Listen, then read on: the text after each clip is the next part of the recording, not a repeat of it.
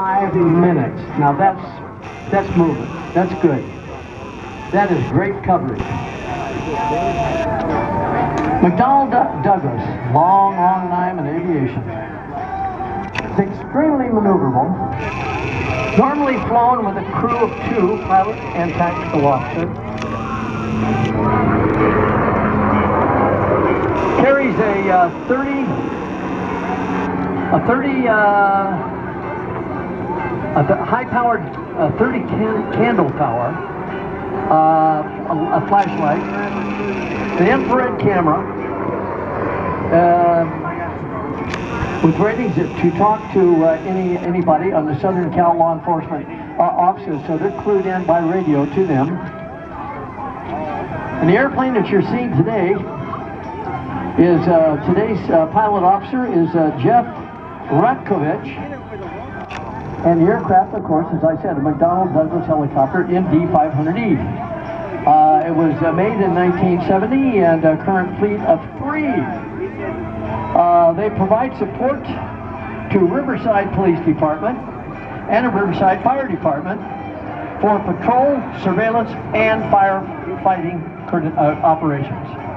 In July of 2014, we entered into a contract to provide air support to the Corona Police Department. So they are really widespread, and this is a very, very valuable machine to be using for a lot of reasons.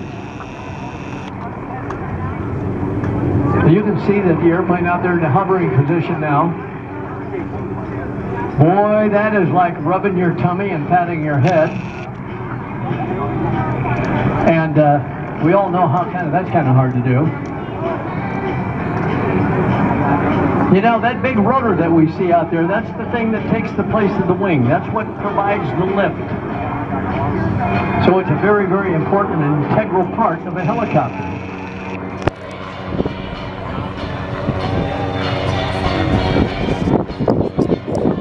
Tail rotor is there to provide the airplane from centrifugal force in the engine to keep it from spinning around and around. It counteracts the rotor's action, the big rotor's action. And maintenance on a helicopter, I can't tell you for what each hour flown on how much maintenance is, but I do know this: extremely high. I'm going to say maybe 3 hours for every hour, but I'm not positive on that.